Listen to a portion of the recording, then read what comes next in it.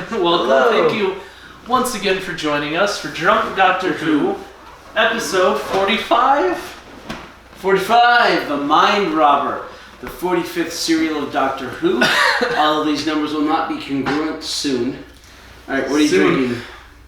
Well, already we had a part 1 and 2. Did you still keep that just 44? That was 44 part 1. Was that 43? That was 43. 43. 43 part 1 and 43 part 2. I thought it was 44. Wasn't that? No, it was last 43. week? No, it was a couple weeks ago. Okay. Right. You're right, 43. Alright, so what are you Thank drinking? you for joining us. Thank you for joining us. I've been drinking Twisted Tea, and now I'm drinking Austin East Cider's Texas Honey Cider. How do you like them apples?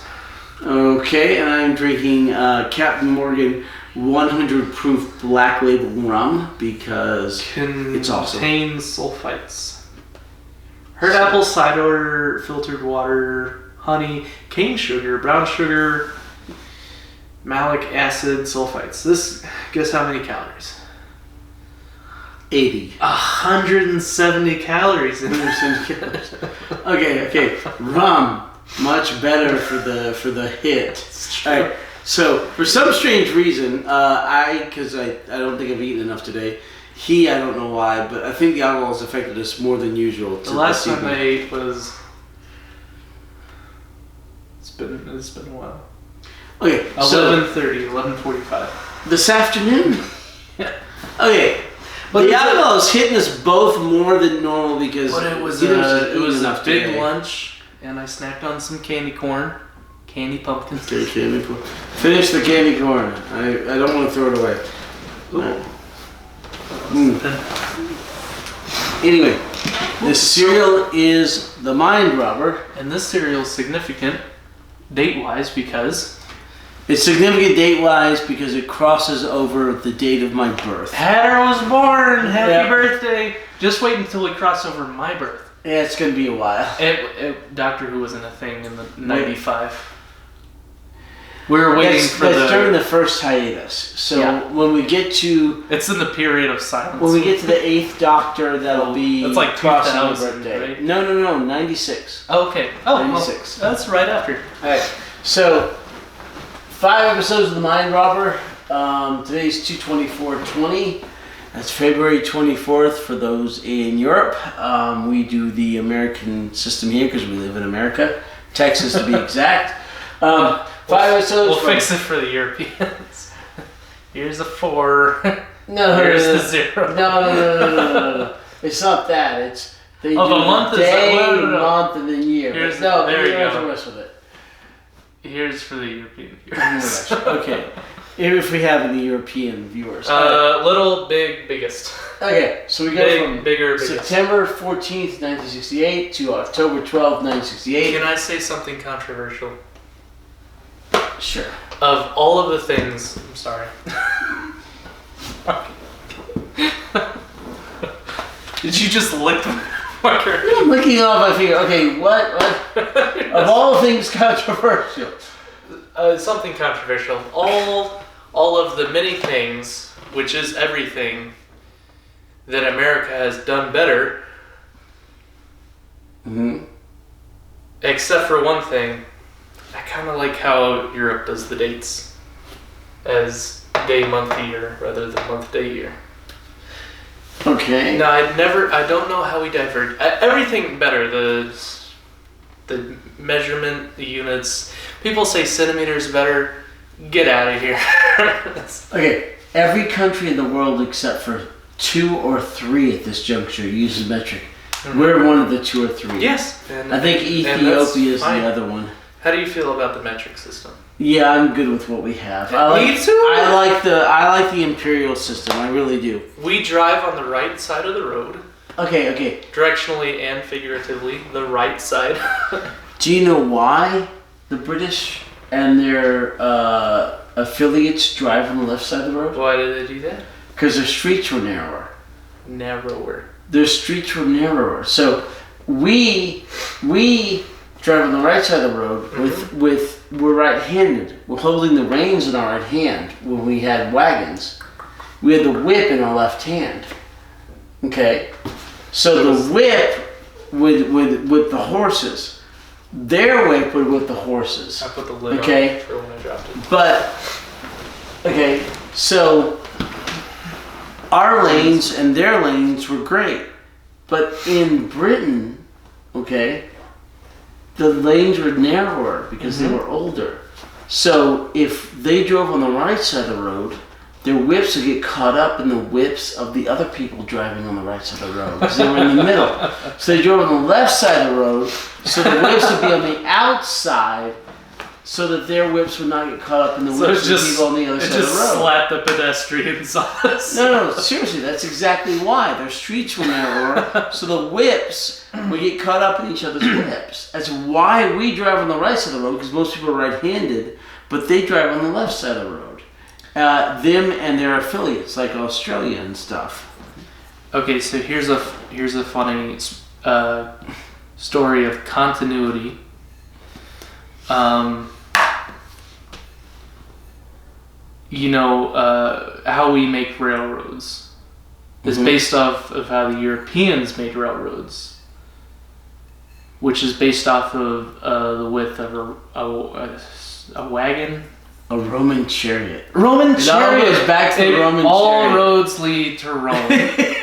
So we have the Roman chariot determine the width of the European railroad, which they had those engineers come to America, determine the width of an American railroad, which then led to us transporting things, and only certain sizes could fit through the railroad tunnels, which were determined by the width of the railroad. So when building the International Space Station and the lunar rocket, the space shuttles, they could only build thrusters that were big enough to fit through those railroad tunnels, even though it would have been more efficient to build larger thrusters. They had to build more smaller, thinner thrusters to fit through those railroad tunnels. So the most advanced interstellar travel system we have was determined by the width of a Roman chariot. Correct. So because from here to there, inadvertently. It should have all have been done in Texas, so they didn't have to use the railroad through any tunnels. But we have a space station here now in Texas. Well, NASA's in Houston. NASA is in Houston. Also, SpaceX is right off South Padre. Yeah. I think I don't know. They have a station off South Padre. Okay, but SpaceX does because we're in Texas. Which arguably is better funded than NASA now, because government's cutting funding to NASA. Well, no, now with the Space Force, I think that'll change. Space Force. Yes. Thank you, Trump. Space Force. Trump. Space Force. Our astronauts. Yes. Astronaut Marines. We're going to have Space Marines like in Warhammer. I'm cool with this. That's awesome. Okay. It's what do you call it? Spacecraft? Starcraft. Okay. Blizzard. But no. It's like because we're in Texas, Lubbock, Texas. Yes. We're in Texas. We're not the center middle, but Texas is. Houston is the south middle of the entire country, which is perfect for space stuff. Which is why Houston was where NASA was based, not where they launched from, which was mostly Florida, because it went further south. Yep. But that's where the whole thing was in terms of all the administration and everything, because it's center south for the whole country, you know. Yes. Another funny story of continuity. Have you heard the one about the ham in the oven? So a husband and a wife just recently married. They're very happy together. They're celebrating their first Thanksgiving. The wife, great cook, learned from her mother, learned from her grandmother, great cook, is cooking a ham for their Thanksgiving feast. The husband is very happy. She's a great cook. Cuts off the end of the ham and puts the ham in the oven. The husband goes, "Well, why do you cut off the end of the ham?" And the wife goes, I don't know, something about the juices or how it cooks. That's how my mother did it. He's like, well, you don't know why? She's like, I don't know why. That's how my mother did it. So they call up the mother because the husband's curious. He just keeps nagging her. So she's like, okay, well, ask my mother. Calls up the mother, asks the mother, why do you cut the end off of the ham when you cook it in the oven? The mother goes, well, that's how my mother taught me. That's how Grandma taught us. So like, okay, so they call up Grandma. Okay, Grandma's still alive. They call up Grandma, yep. This is like a middle-aged couple, just got married 30s, mother's 50. My grandmother's 95, 80. so yeah, I can understand this. Yeah, so grandmother's 80s. They call up Grandma. You go, Grandma, when you're making the ham for Thanksgiving feast, why do you cut the end off the ham? Why do we cut the ends off the ham before we put it in the oven? Why is that a tradition? Does it do with the baking? Is it something to do with the juices? How does that work? And Grandma goes, well, I don't know why the heck you're doing it. I did it because my pan was too small.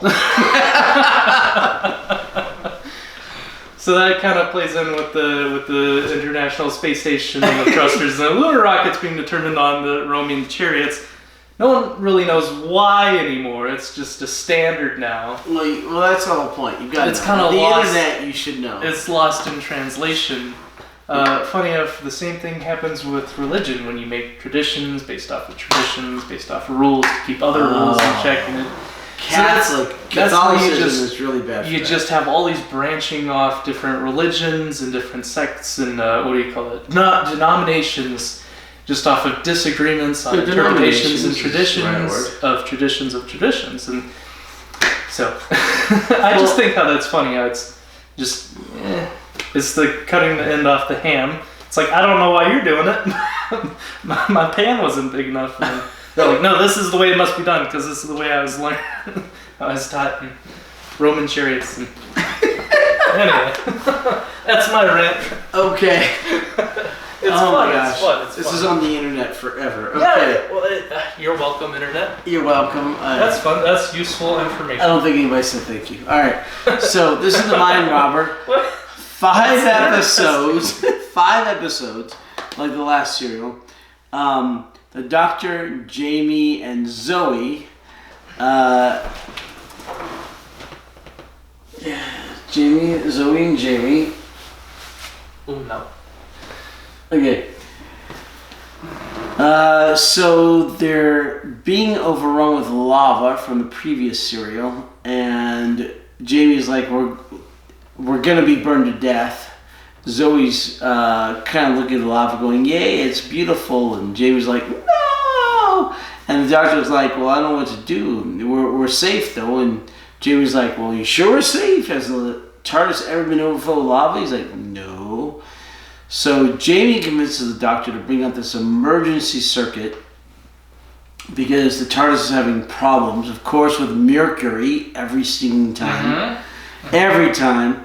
So the Doctor puts the emergency circuit on, flips it because the TARDIS is having problems leaving normally, but it takes the TARDIS out of time and space into a null or non-existent dimension. Where there is literally nothing directly outside the TARDIS, but there are things overall. So this is still the first episode, and it is very ephemeral. And the TARDIS scanner starts showing Jamie and Zoe places of their homes. So for Jamie, Scotland; for Zoe, the city, which she never names. I don't know why. Until... Yeah. That city, that's my home. The city, I don't know why she never city. names the city, yeah. So eventually, Jamie runs to the Doctor, who's in the back fixing stuff because the TARDIS was having problems, overheating from the lava. And Zoe takes the opportunity to run out of the TARDIS into the nothing, which, why, but okay. No, it was Zoe that ran off first. That's what I'm saying, Zoe. After City. Oh, yeah, I thought you said Zoe. If I said Jamie or Zamie, I'm sorry, Zoe. I just misheard. I'm sure. Jamie told her not to. The doctor told her not to, but she runs off opens the doors and runs into the nothing looking for a city. But there's nothing. There's just a big giant void. Think that scene in THX 1138 of white light and nothing. If you've seen that, if you haven't, watch that movie. It's a classic, sci-fi classic. So eventually the doctor and Jamie realize what's happened. Jamie runs out there to look for her. The doctor stays in the TARDIS, fighting this weird voice in his head telling him to go look for them. The Master. Or the Controller, who's controlled by the Master. No, the control of the Master are interchangeable in this case.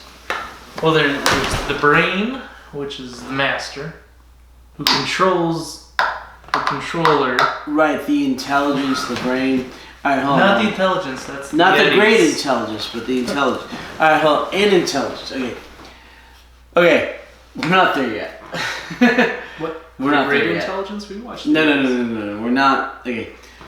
So The Return of the Great Intelligence. Not there yet. that's much, much later. We just had the first two appearances of the Great Intelligence. Right, the great intelligence comes back so much later. Alright, so turns out they're in some outside of time and space dimension. Yes. Thanks to the TARDIS moving out of time-space dimension, emergency, don't know what will happen, says the doctor. I didn't write down what it was called. Emergency circuit thing. Emergency circuit. So, alright, what are you doing? I'm just checking the shot. Okay, it should be good. What are you doing? Oh my gosh. Okay. So anyway, Jamie and Zoe wander around in the interdimensional void for a little bit. The voice keeps talking to the doctor, go save them, go save them, go save them. Until the doctor finally goes out there and does. He brings them back in the TARDIS. They're like, what the heck, where have we been? You still adjusting things? No. What do you mean no? Okay. No. He brings them back in the TARDIS, and then he saves them, but there's this giant, and that's the whole first episode. Let's do the plot. And there's this giant reverberation going on, reverberation, which is of this alien origin. It puts the doctor into kind of a trance because it's so strong. And even Zoe and Jamie are horribly affected. And it actually breaks up the TARDIS in the first episode. The TARDIS literally comes apart.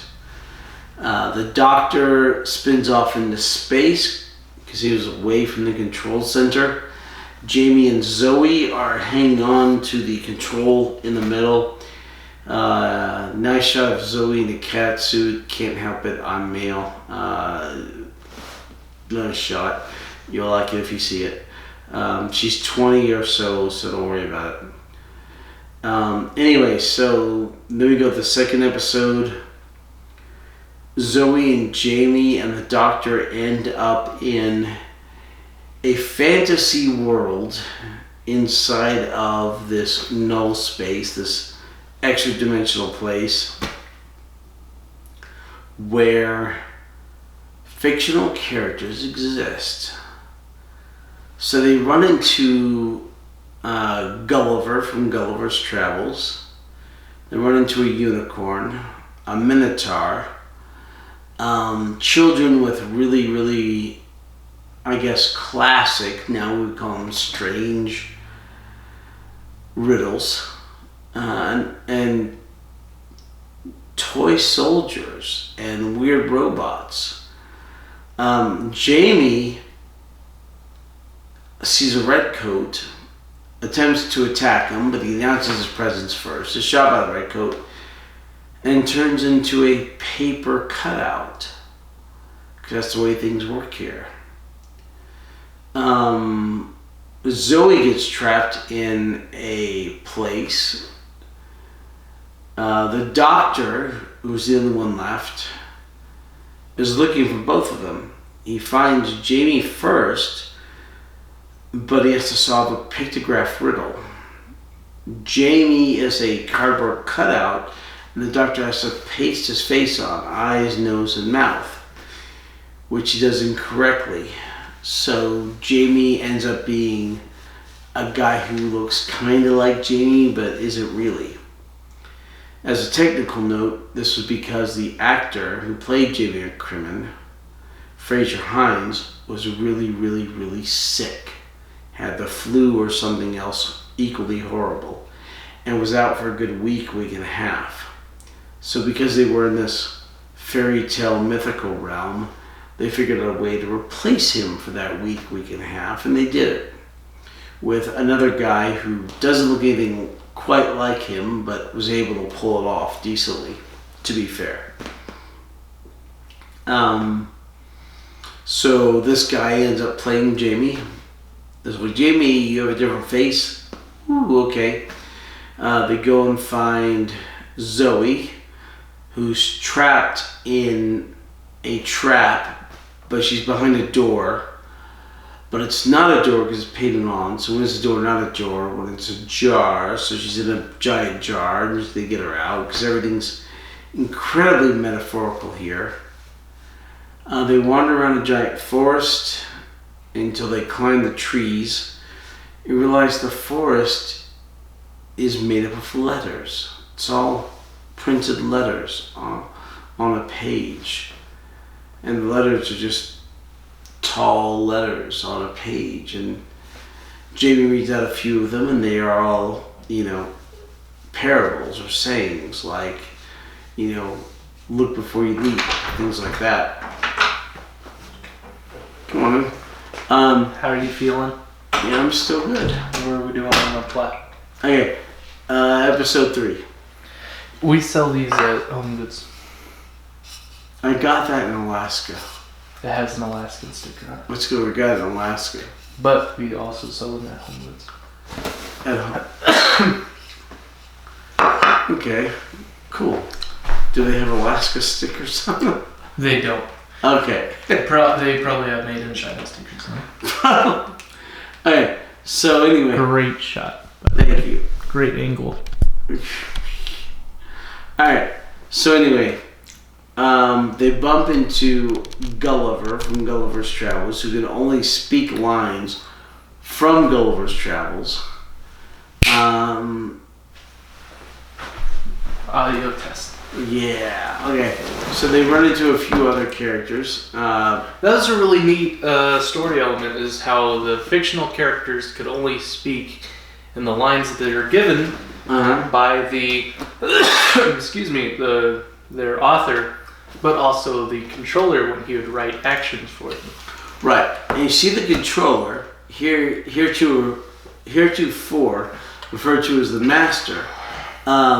Was he? I thought the brain was the master. I think the yarmulke guy was the controller, the writer. Right, the controller is an older gentleman. You don't see his face for a long time. He's got a big yarmulke. Because he himself was brainwashed by who I assume was the master. The brain, yeah. The brain, because he wasn't in control of his own body. But he's the controller. He is the controller, which is ironic. The controller is being controlled by the master. Marionette. Yes. Yeah. So, there's a whole controllers. So there's a whole bunch of weird riddle tests reminiscent of the Toy Master, the Celestial. I was Toy going to Master. say that with the wooden soldier, the toy soldiers, right? The toy soldiers, and the logic test puzzles, things, right? Logic puzzles, a lot like the Toy Maker, right? Very reminiscent of the Celestial Toy Maker. So they figure these out, and then they go into a cave, into a labyrinth. And they have to make several disbelieve rolls. They have to disbelieve about the unicorn. This isn't episode 3. That's episode 2. The unicorn's 3. The Minotaur's 4. The unicorn is the very tail end of 2 leading into 3. And the Minotaur is the end of 3 leading to 4, pretty much. Yeah. Well, the Medusa. The Minotaur was in 3. Yeah, there's a Medusa. And the Medusa was into 3, into 4. So there's... And then 4 was when he met the controller. Right. So there's several disbelief rules, because it's a fantasy universe. Is that a word? Disbelief rule? Disbelief rule. In D&D, you can roll to disbelieve something. So I don't believe this is reality. I disbelieve it. Does that work? So you can make a roll. In most editions, yeah. What if it is reality and you disbelieve? Then you fail automatically. But a lot of times, if you succeed, it's not reality. But if you succeed and it is reality, wouldn't that just be you being insane because you don't believe in reality? Well, no, you just can't succeed because it's actually reality. Well, that doesn't make sense because people disbelieve in reality all the time. That's mental people. That should be a mechanic when facing a mental creature encounter. Where the big balls with all the eyeballs? A beholder. Beholders, they have mental powers, right? They can make you disbelieve reality. They have a lot of mental powers. I don't know about disbelieve reality being one of them. But anyway. You ever play the D&D video games? Like the old arcade game? Welcome to the D&D world. Some, not many. They had one for the original Xbox, which I thought was fantastic. I didn't have any friends, so I played it by myself, even though it was meant to be like a couch co-op game where you're supposed to play with other people in different roles, like healer, tank, DPS. I tried playing it by myself. You kind of hit a wall in difficulty. You can't really solo it. At least I couldn't. It turned out to be really difficult. Anyway, plot summary. Episode 3. Medusa. So anyway, they go in the labyrinth. Unicorn. Alright, they disbelieve the Medusa, great. They disbelieve the Minotaur, great. Eventually they have to disbelieve the Medusa, which they do by holding up a mirror. Well, they failed at the disbelief check because Zoe thought it was real because it was touching her. So that's when the mirror comes into play. Right. They had to feed it like they did in the literature, not as in just straight out disbelieving it. When you disbelieve something that isn't real in this dimension, it turns into a cardboard cutout, much like Jamie when he gets shot by the unicorn, right? So, in the meantime, Jamie had gone his own way. He'd been chased by a toy tin soldier. No, it was a red coat. He wasn't a toy soldier. Okay, he'd gone up the mountain. And he climbed up to the citadel. And eventually got to a point where he climbed up Rapunzel's hair. Yes. Got into the citadel via Rapunzel's hair. She was disappointed he was not a prince. Not a prince. But once again, she was just a fictional character like everybody here. Did you lose a pin? No, maybe. Okay, so Jamie gets into the citadel. He's watching what's going on with the doctor and Zoe via an old telegraph machine, the old machines. Ticker tape machine. Think 1930s ticker tape. And this is 1960. Right, but the machines were the 1930s or so. Some old technology. Yes, very old technology now. Nearly 100 years old. But he's watching what's going on during that. And they meet Gulliver again. Jamie hides. Gulliver does the tin soldiers because Gulliver can't see them because it's a different reality for him.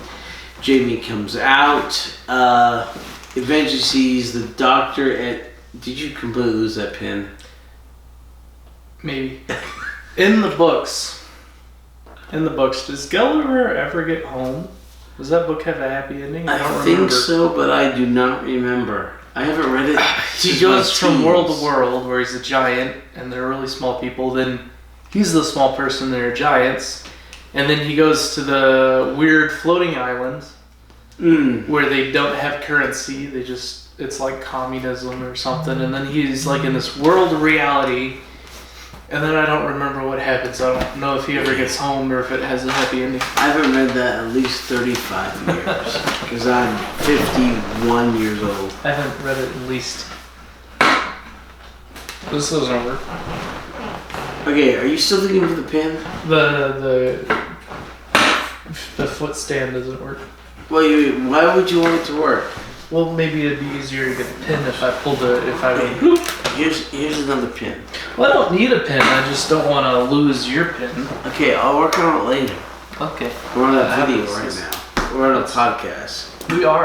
We're doing a great job of doing the plot summary, and I'm over here distracting myself, so I don't interrupt you summarizing the plot.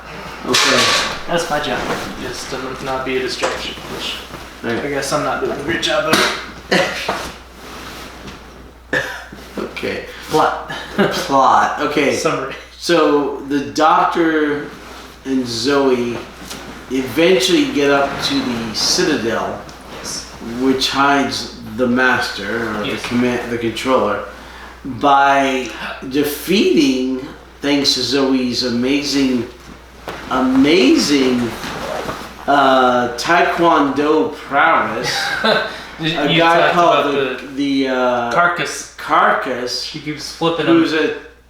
Who's a 2000 strip character, although because they were in 67, 68, and so it's in the future, but we've never had this guy, so it's funny. The Doctor failed the disbelief check because he doesn't know of the Carcass, but since Zoe's from that time period in the future, the 2000s, the far out future of the 2000s, she knew the Carcass. She knew of the comic strip character, the Carcass, so she passed the disbelief check. So she didn't believe in him, so she was flipping him and overcoming Taekwondo like crazy. And then the Doctor tried, and then the Carcass overpowered the Doctor because he didn't pass the disbelief check. So he's like, how can I disbelieve in a fictional character that I've never heard of before? So he... Correct. That's exactly what happened. So eventually they subdue him, or more accurately, Zoe subdues him. And he says, okay. In the cat suit. Did you talk about the cat suit? I did talk about the cat suit. You did? Looks great in that cat suit. So... Almost got it. Okay. So... They eventually convince or subdue the Carcass. He says, I am your servant, I submit. He takes them to the Citadel, and then they dismiss him. And the Doctor and Zoe go into the Citadel. They find Jamie, yay. They manage to trigger the same trap Jamie triggers with the photoelectric cell. Basically a tripwire. Yeah. A laser tripwire. And then they end up coming up to the guy who's the controller, and he says, look, I've been here since I fell asleep on a weird hot day in 1916 or whatever. I used to have this imagination. It was like the 1600s? No, 1916 I suppose. So. Oh, okay. And I used to write for this sci-fi magazine a whole bunch. I have this great imagination. And so my imagination... Got it. Wow. Okay, good. So my imagination runs this whole place, and I am hooked to... He looks like he's hardwired to this great giant brain behind him. So my imagination runs this place. I'm in control of whatever I type here works. I hope the internet didn't see my underwear while I was fishing through the innards of the couch. Yeah, way pre-internet. So the Doctor's like, well, okay.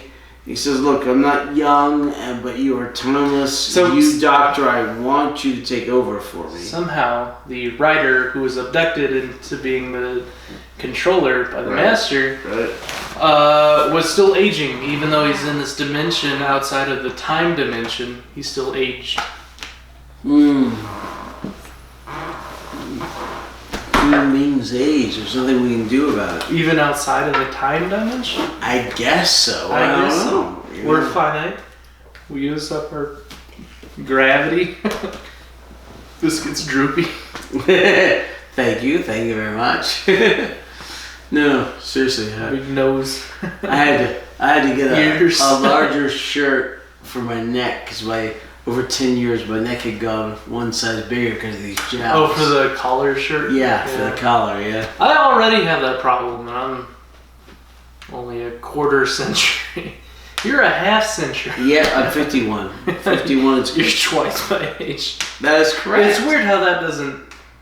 You're twice my age now, but that won't continue. I'll catch up to where... Percentage-wise, but not soon you'll be year-wise. like, 1/3 more. I'll be 2/3 your age, and then, 3/4 your age. And Eventually.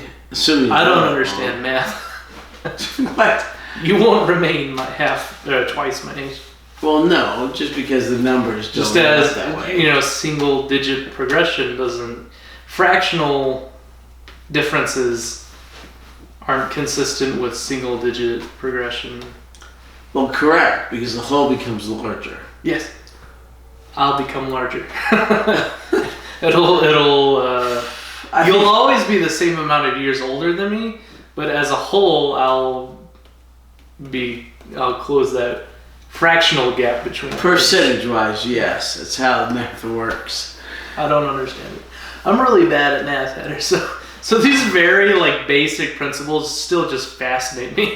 I am really good at math. I'd be happy to teach you. Someone will explain fractions to me. I'll be like, whoa. You're like almost 25. You don't know fractions? I do know fractions, but just basic mechanics. I'm bad at math to the point where people it's my understanding. I learned how to. I memorized the operations to where I could do the math, but the theory of the math, it's like the learned part of it. As people the application, people explain that to me, and it's still blowing my mind. People explain geometry and stuff to me, and why the rules work the way they do. I'm just like, whoa, that's super interesting. Because in high school, I never really had a full understanding as I was memorizing the formulas. I'd memorized the formula, I didn't really have the theory. But I passed my tests. I did the minimum of... I was a solid B student. Well, I hate using a noun as a verb. I guess math less. Live more, math less. Yeah, But I'm more... It's not super applicable. It's interesting. I enjoy math. It's reasonably applicable. I'm great at math up until a certain point. Geometry, trigonometry, calculus, differential equations. I took intro to calculus, which was fine. And then actual calculus is way different. Okay. I started throwing symbols. Intro to calculus is this symbol means this, and this symbol means this, and then actual calculus, it's what happened? I don't. Okay. That class. When you get to Cal 2, it all changes. All right. Ugh. Calculus is beyond me. Wait! Stop it. Where the hell were we? Plot summary, episode 4. The doctor met the controller. Okay, so the doctor, Jamie, and Zoe finally get to the controller at the end of episode 4. The controller is an old Jewish guy with a yarmulke on his head, and he's got plugs here, plugged into the brain, right here on the temples. He has been apparently writing all the story for all the fictional characters, all the interactions. 40 years. For the last 40 years. He's late 60s. Yeah, he looks 60-something-ish. When he's his 20s. Yeah, 60-something-ish. And he's been doing this for a long time. He wants the doctor to replace him. The doctor says no. He says, well, wait a minute. What about your companions, Jamie and Zoe? We've trapped them. They tried to escape. We trapped them in a book. We'll squash them if you don't agree. There's this interesting dialogue where the controller leverages the life of the doctor for the life of the companions, which is a trade the doctor was willing to make in the past, but wasn't willing to make in this serial. Where the controller says, I'll let your companions live if you replace me as the controller. And the doctor says, my life for the life of my companions, no deal. But in a previous serial, the doctor said, take me and spare my companions. What changed? I think that in this scenario, there was a path out for the doctor and the companions without the doctor having sacrificed himself. He's not just less fond of Zoe and Jamie than he was of Victoria and Jamie. No, he loves Jamie. No, I think there was... He can't even remember Jamie's face. Okay, that was driven by outside factors because Jamie was really sick. That was a plot device. That was a meta device. No, I think he... You're drawing on his shoe? Really? Why? The orange bits don't match the black bits. Okay. Should paint all those orange bits black. I think in this case you saw a way out that didn't require him to do that, whereas previously he did not see a way out that required him to do that. Can we talk about shoes for a minute? Okay. Answer that question after I finish the plot. Let me finish the plot. Okay, so the doctor says no, and there's a whole thing where Jamie and Zoe are controlled by the controller, and they became characters of fiction because to escape the robots, they hid in a book, which closed. Ergo, being in the book, they became themselves mindless marionettes of characters of fiction. Right, but which eventually means they could only speak and do what the controller wrote for them. Right, and they helped the controller trap the doctor in a fake TARDIS, which turned out to be a prison. A cardboard box cutout. Yeah. Again. And then the doctor was trapped in a mind control device. But it gave him equal access to everything as the controller. That's what I don't understand is the controller in trapping the doctor in this cage also gave the doctor equal authority as in script writing as the controller had in controlling characters and the overall functions of this dimension. Mm-hmm. Why? Well, it was because he wanted the doctor to take over. But he didn't really. But the whole setup was to get the doctor to take over. Yes, but the doctor was willing. So you think the controller would give the doctor less authority to escape until, parameters were. I don't know. Yeah, don't ask questions. I didn't really understand. It's Doctor Who. If you haven't realized already, this serial is very sci-fi and fictional literature. What's the word? Psychedelic. That's a good word. Abstract. It is a very abstract thought experiment kind of serial where, they explore different, what's the word? Different theories? Different paths of thoughts, of dimensions. Okay, that works. In science fiction and all sorts of different realms of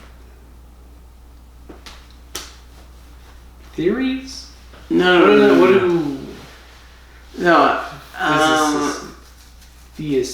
Theory. Not theories. Realities of an abstract nature. Hypothesis. It's weird. Yeah. Ergo, the serial's weird. So you have a reality in which the Doctor is running around with his companions in a fantasy dimension that's based off of human literature. And these literature characters are only functional characters when given the power of belief, whereas when you don't believe in them, they're no longer physical characters. Correct. So eventually the Doctor manages, thanks to the equal access to the system, to overcome the controller. by writing things better than the controller does. It becomes a battle of wits. Right, battle of wits, the Doctor will win always. They're both writing scripts into reality, and they choose literature champions. The controller chooses Cyrano de Bergerac. And the Doctor chooses D'Artagnan, yes, to the fourth Musketeer. And they're fighting. Fencing, they're fighting. The Musketeer is gaining the advantage, so the controller switches out de Bergerac with Blackbeard. Right, and the Doctor switches out with Lancelot. Full armor. So, battle of wits, basically. They're battling literature and writer's prowess. Right, and the Doctor wins. Because he has a greater mind than... Correct. And then the whole thing falls apart. The robots fall apart. The Doctor manages to defeat the brain, the intelligence, but not the great intelligence. Mm-hmm. Defeat the Master, which is the controller, but not the Master, which brain. Is not the Master. Will have the Time Lord. The Time Lord. How do we know that the brain behind this whole out of time dimension isn't behind the Time Lord? The Master here is a title. The Master later on is a name. How do we know it's not related to the Time Lord? Because who's one of the only other people that could escape the time dimension? Who could be behind this whole plot? Because the Master here is referred to as a title, whereas the Master later on is a name. We don't know. And yes, there is no connection. I think the same way they've used other names and reused them later. What if they're all the Master? No, they're not all the Master. We'll get to the Master soon. Soon. Now, here's what I don't get is somehow... So there's this dimension outside of time and space. Outside of the time dimension, which is where this weird literature, the Master and the controller, and he's writing this dimensional rules based off of human literature. And then the person that they abducted as the controller is aging. So that's why they're trying to abduct the Doctor. To become the new controller, because he's ageless. As the Doctor, he just regenerates, so he wouldn't age like the person they have as the controller now.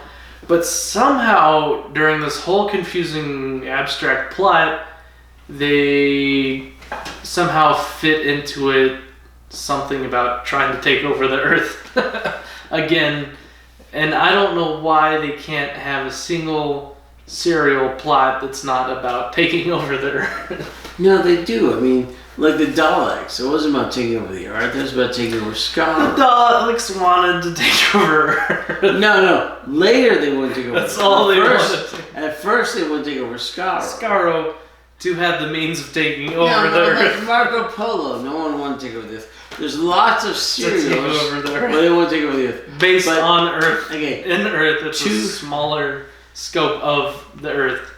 To be fair, Doctor Who is a show based on Earth, in more specifically London, England. So a lot of the serials will be based around Earth, London, England, Wales, and then it's just the nature of the beast, because that's where the show is based. But I also think it's a very narrow narrative when they're trying to separate themselves from Earth and reality and the outside of the time dimension, exploring abstract, theoretical science and different, theoretical things, and exploring different plot points, how they always have to drag it back to somehow the plot revolves around the antagonist trying to take over the Earth. Yeah. which is they're outside of the time dimension. They have this contained dimension where they're trying to get the Doctor to replace the controller, but somehow they tie that back to it's because the Master wants to take over Earth. Yeah, and I thought that was unnecessary and it kind of... Correct, and this one was a bit of a stretch, and it was unnecessary. It shrinks the scope of this world that Doctor Who should be and the writers are kind of shrinking it back down to just Earth. When it could be all of time and space and reality, they always try to find ties back to Earth and taking over the world, and that's what's popular. I agree. So this was a great serial. That's one aspect of the plot that I was disappointed. Lots of very Celestial fun, Toymaker. very abstract. Yes. I think it was even better than the Celestial Toymaker. Maybe just because it wasn't reconstructed. I haven't seen the live action, the Toymaker, but I did find it more enjoyable. We'll probably only eventually see the animation.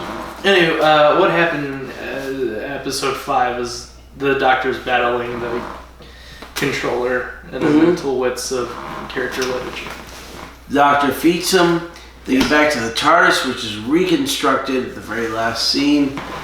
And that's it. That's all you know.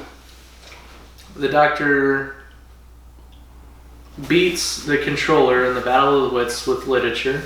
So the controller resorts to the physical realm in this dimension, which is the robots, which in the mythical literature realm, the robots are represented as these toy soldiers, which is the non-reality, mental aspect.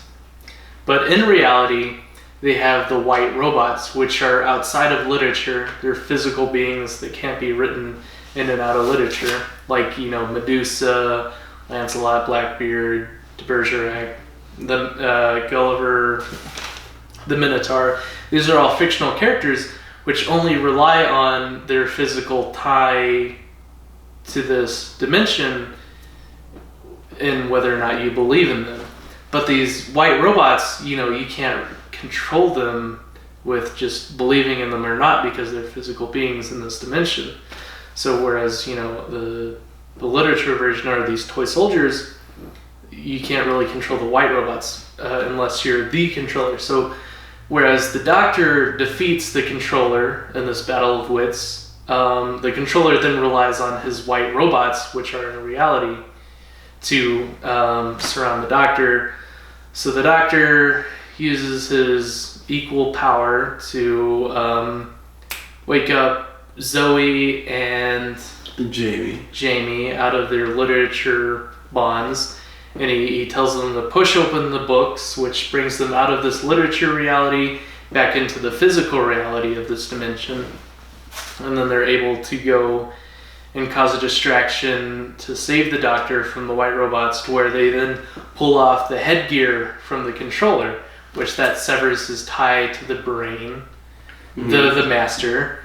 And the person who was abducted in the 1916 or whatever, 1926. Right, 1917, yeah. He then, he snaps back to reality. He's like, am I still in the comic shop? What happened?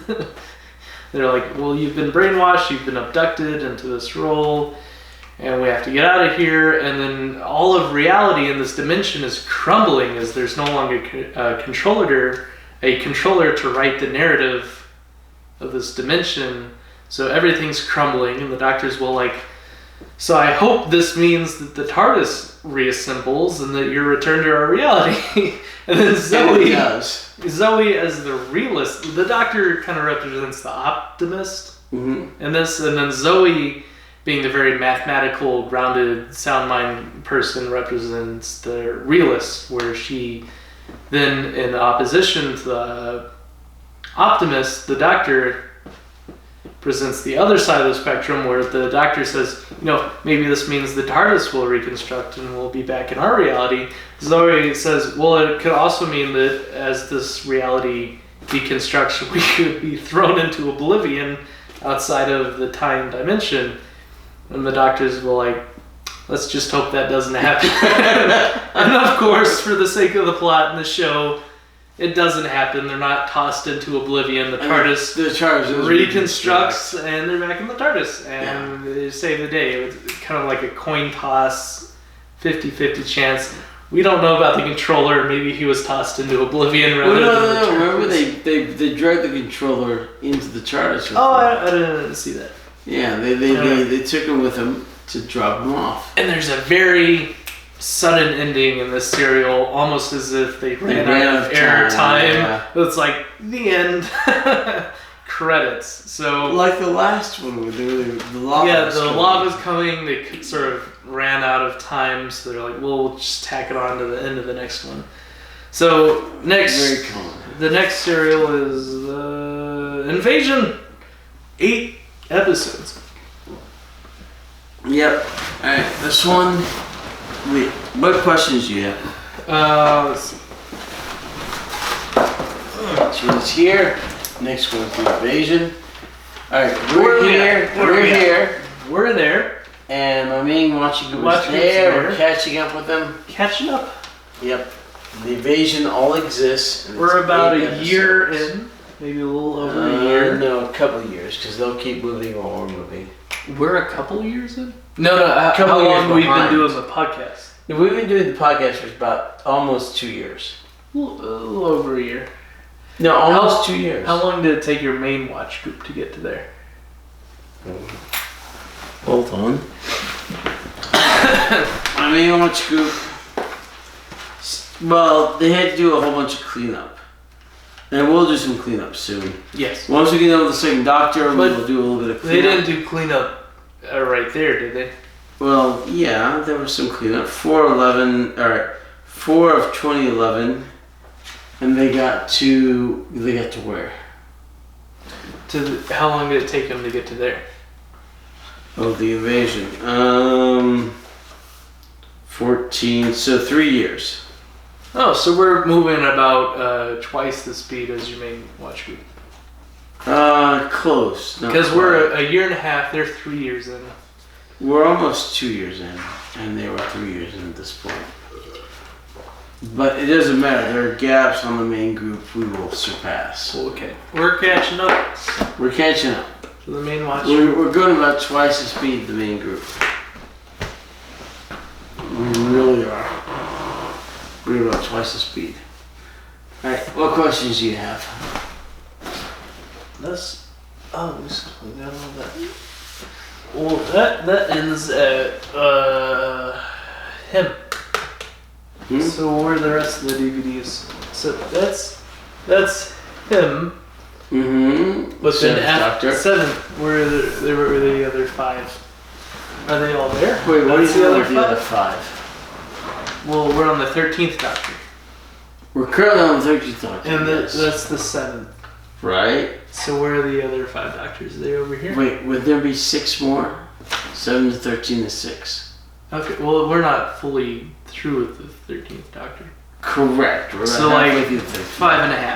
5.5. Alright, so Where are the other 5.5 Doctors? they're up here They're all in here. to here. So there are much less DVDs because they're on Blu-ray. and Well- stuff. A lot more storage space. Right. Blu-ray. Box sets. They're on season box sets. Yeah. And to be fair, there's fewer episodes in the modern day than there was the old stuff. Like 10 per season? Okay. In the 60s, there were like 40-something episodes per season. Nice. That's the way to do it. 52 weeks in a year. I agree. Show it all That's the way it was. That's the way it was done. In the 70s, there was 26 episodes per season. In the 80s, Cut it in half. right? In the 80s, it got down to about 14 episodes per Cut it season. in half again, a fourth of the... 14 episodes, right? By the time we got to the modern stuff, 14, 13, 12, eventually 10. So 10. it keeps cutting down. But are they still like 22-minute episodes, or are they like hour-long? They get to 45-minute episodes. So that's like they went from they turned into like Game of Thrones, like 10 episode seasons of hour-long showtimes, rather than the yes and no. Yes and no. Eh. Some yes, some no. Even the old stuff, there was one season of 14 episodes that were 45 minutes before they went to the 14 episodes of 25 minutes. Hey, I don't know. Shrinking budget. Why do they do that with Yes and yes. Shrinking budget was part of it. smoking gun? What was that thing? Smoking gun. what's that cowboy show? Most episodes in all of it holds a world record. Gunsmoke. Most episodes in all. Until The Simpsons. The Simpsons. Well, The Simpsons is animated. Gunsmoke's live action. Right, but The Simpsons beat Gunsmoke recently for the most episodes of prime time ever. But we have this thing where something about consumerism and TV and episodic shows that they're just shrinking in episodes, shrinking. Well, it's the HBO factor. Yes. They come out with a series and you get 13 episodes or 12 episodes or whatever, and the next season you'll get that many episodes. But it's fewer episodes, and the BBC does the same thing too, and it's getting worse and worse. It is getting worse because you have that one season for that whole year. What do you do on the show on that channel for the rest of the year? You're stuck to reruns. And cheaper produced shows. Right, nothing. So that's why all of consumerism is moving over to subscription-based streaming.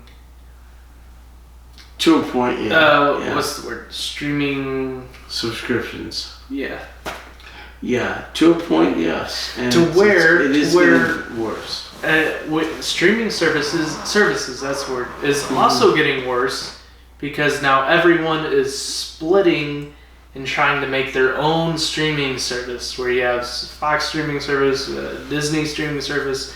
Now, it used to be Hulu, Amazon, Roku. It used to be consolidated in Netflix, and Netflix held a monopoly, which was actually, oddly, Netflix holding a monopoly was good for the consumers because you got all this content. In one, $10 a month streaming service. Now everyone is jumping ship from Netflix and they're opening up their own streaming service. Like whoever has The Office. The people that own The Office are taking The Office off of Netflix to open up their own streaming service. And Disney is taking all their stuff off of Netflix, opening up their own streaming service, to where eventually we're going to have bundles through like Roku and these other streaming devices to which they have all these different streaming services. It's basically going to be television on demand. Okay, a la carte. I like a la carte. And up yours Office, up yours Disney. I do not like them at all. I like The Office. What really sucks is HBO. HBO is just the worst streaming service ever. Because unlike television, cable television is a terrible for the consumer because not only do you pay exorbitant prices for cable television, they also shove in a whole bunch of ads. So they're making ad revenue as well as you're paying a lot of money to have cable service, and they're still showing you ads. Really? So the benefit of a streaming service as Netflix is it's a low price, like $10, $15 a month, no ads, and it's on demand. You can watch whatever episode of whatever season you want, pause, rewind, fast forward, skip episodes. It's pro-consumer. Now we're leaving that as more services are switching to streaming services, pulling away from Netflix. They're bundling horrible subscription services like HBO, which although you're paying $15 a month for HBO, they're still shoving ads in there. You press play on an episode, they're like, well, here's an ad. So they're getting companies are getting greedy. They still want ad revenue. They're shoving ads in your face. You're still paying a high price. And there are going to be all these different streaming services. Basically, I'm afraid for the future. We're leaving cable television, which I'm a big fan of, but now streaming services are turning into basically what cable television was, which... No, I don't know. I don't like cable. No opinion? You pay for so much crap you don't want. Exactly, they force these bundles on you. Right. A lot of ads, high prices. A la carte, but yes, Roku or whatever. But I mean, I'm on Amazon Prime. I'm not on any of the others. I don't care about Amazon Prime's a good one. You know? You don't have Netflix? No. Well, I get Netflix like 1 or 2 months a year just to watch Stranger Things. Cheers. Anyway, cheers. Drink. So, my very first note for this cereal is Zoe in a cat suit. I wrote that She down. looks good. She's like 20. She looks fantastic. We have the TARDIS moving out of time, space dimension. Yeah. The first time that's ever happened. Correct. I would like to see it Apparently, again. canonically, not only the first time we've seen it, the first time ever, because even the Doctor says he doesn't know what's going to happen. I don't want to do this. Yeah, and he does it.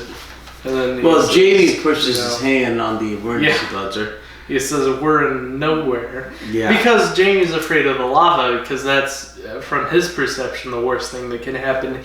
Even though the Doctor knows that it's probably, they're better off facing the lava than being outside of the time dimension. He figures it, yeah. Because the Doctor knows that the TARDIS is, self-encapsulated. Yeah. It's, it's safe. Jamie's homesick for the first time. So we're seeing maybe the first ebb and flow, the first function of maybe Jamie wanting to not be a companion. He's having a longing for the Highlands, going back to home, going back to Scotland. He's a long-running companion, though. We have a lot more time with Jamie. He is the companion with the most episodes, yeah. So here's our first glimpse of Jamie being homesick. Unlike where the other companions have come and gone, Jamie's still here. Companions are like, I want to go home. Victoria's like, my life is constantly in danger. I don't want to be on the TARDIS anymore. Jamie's like, nah, it's fine, adventure. But now we're like, Jamie sees the homelands. Highlands. His home Highlands. Zoe's also homesick as she sees her home city. She has a longing for it, which turns out is a temptation. Which brings me to our next question. Episode 1, we had the TARDIS monitor, which is what they use to see what's outside of the TARDIS. The TARDIS is showing, tempting, longing visions of the Highlands for Jamie and the city for Zoe. Normally, the TARDIS is a good sentient being, which has the best interests of its occupants in mind. It has defense mechanisms. It warns them of the outside. It has warnings. It shows them, what's outside. It tells them to leave. Except for this serial, we have the TARDIS bringing up longing, tempting visions on the monitor, which makes them want to leave the TARDIS, which is counterintuitive of the, defensive mechanisms. Yeah. Why does the TARDIS do that? Why does the only logical explanation is that the forces from outside of outer dimensions, forces, the masters may be influencing the TARDIS. Right, influence TARDIS. There's no other explanation. This brain, the master, proves to be very powerful as in its own dimension, hypnotherapy, which overcomes the Doctor's mind and is sort of warping the companions, and he has influence over the TARDIS, which is scary. Right. The Master, I think he's the Time Lord, the Master. No, he's not. No? Okay. He is not. We'll get to the Time Lord, the Master. The Master, is a title. The later the Master is a name. Same thing. No, it's not. So we have the controller. I can have the title Judge. Yes. But not the name Judge. Like Judge Dredd? No, Judge Reinhold. There's a guy whose name is Judge Reinhold.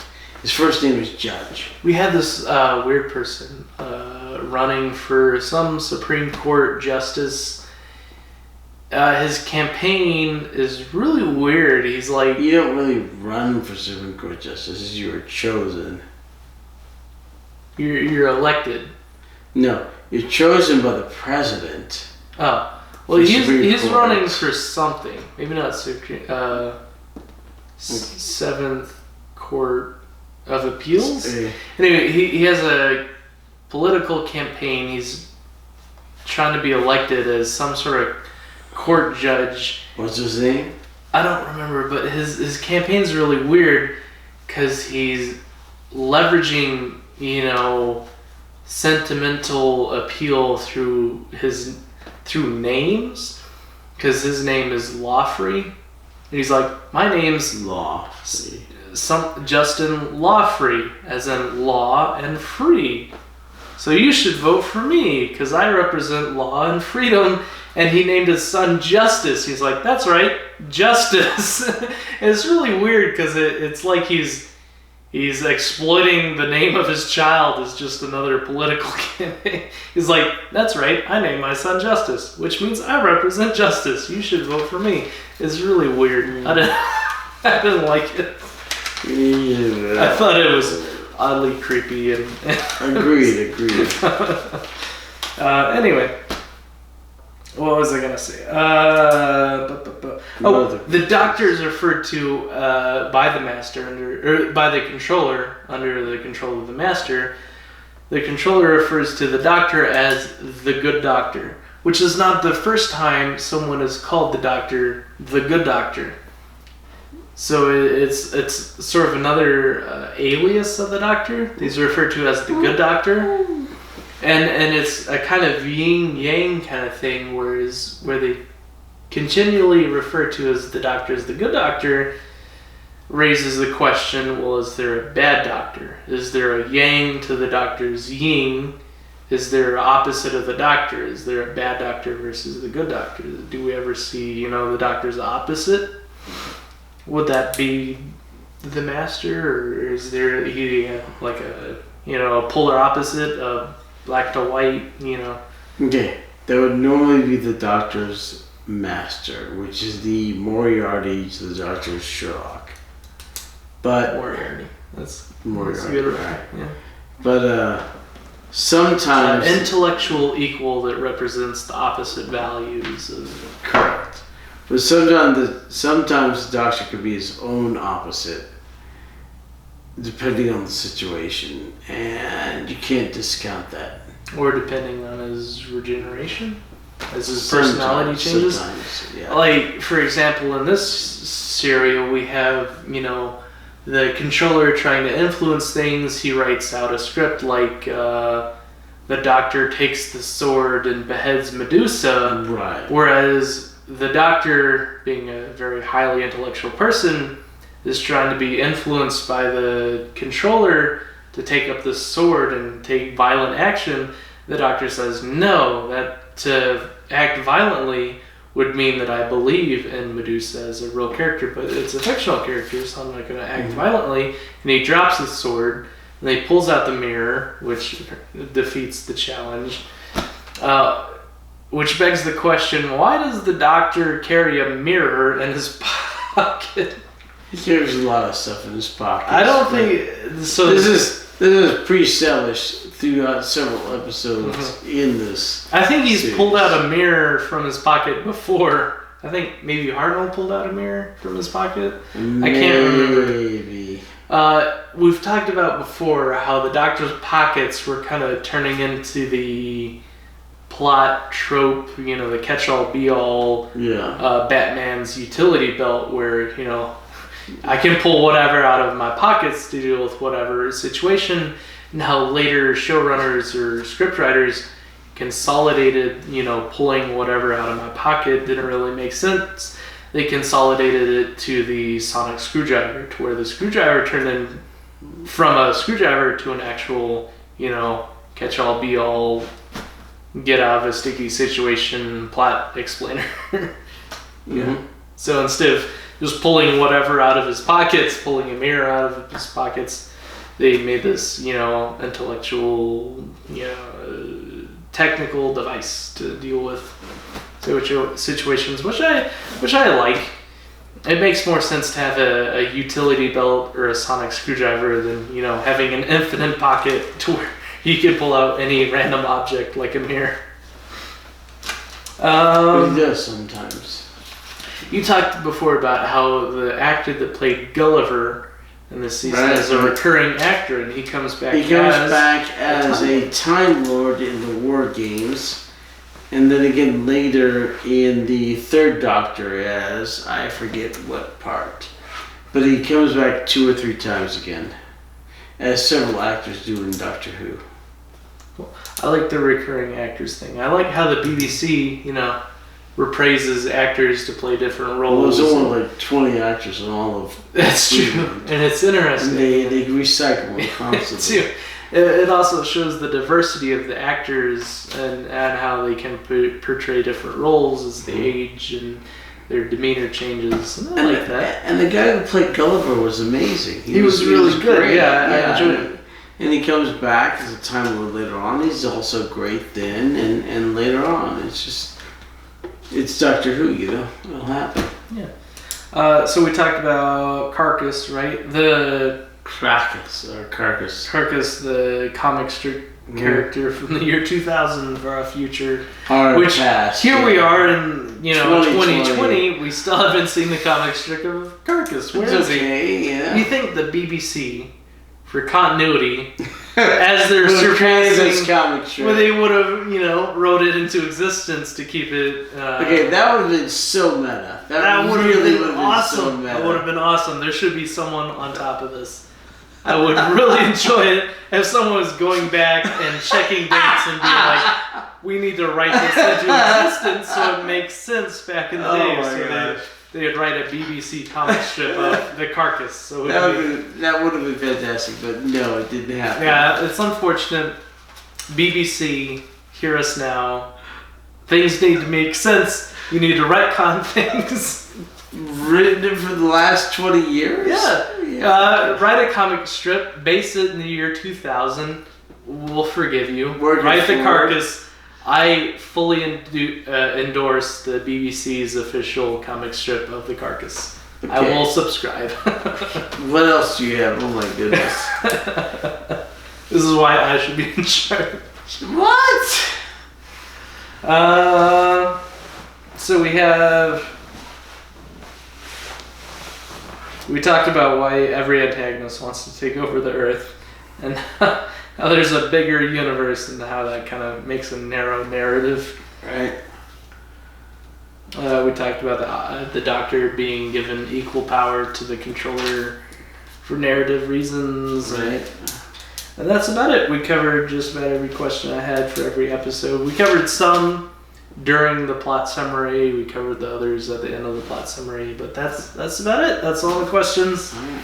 Next time we have the invasion. The invasion. 8 episodes. Hopefully. We'll have plenty of questions. Next week we'll do the Congress with you and girl. Maybe next time will be movie night. So there might not be a podcast next week, Tuesday. So that'll be great. And hopefully next week or the week after we'll do the invasion. Yeah, very excited. I would like to do the Congress as a movie night instead because we missed February completely.